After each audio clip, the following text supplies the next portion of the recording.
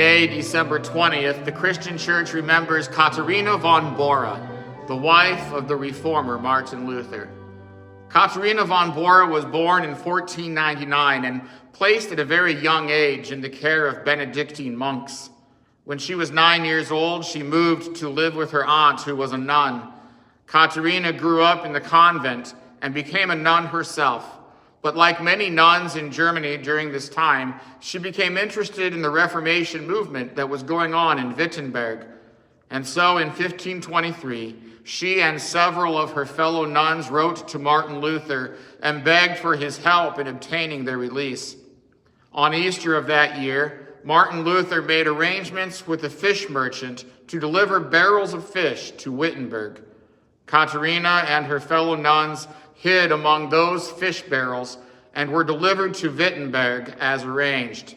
Martin Luther found husbands for many of these nuns, providing them with home and family in their new life.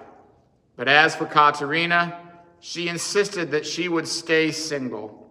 That was, at least, unless Martin Luther himself were to propose. Martin Luther never really considered marriage, as he was very committed to his work in the church and did not believe he could be the kind of husband that he ought to be. He also thought it was quite likely that he would be executed for his challenges to the Catholic Church.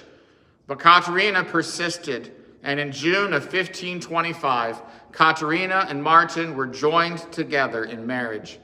Martin Luther knew that his marriage to this woman would permanently separate him from the Catholic Church, and there would be no hope for future reconciliation.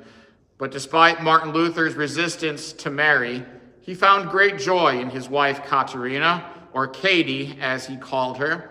She was a loving wife, a wonderful house manager, and had an extremely hospitable personality. When Martin Luther had students gather at his home for theological discussions called table talks, Katie Luther was no doubt in the room, serving them food and beverages. Martin and Katie were blessed with 6 children, but sadly 2 of them died, one at the age of 8 months and one at the age of 13.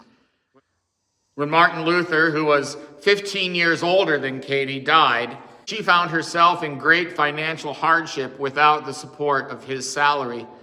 Several of Luther's followers continued to take care of her out of respect for Martin.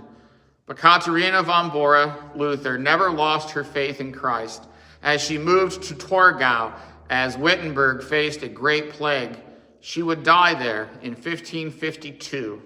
Her final words were, "I will stick to Christ like a burr to a cloth." And so today, December 20th, we do remember and thank God for the beloved wife of Martin Luther, Katharina von Bora Luther.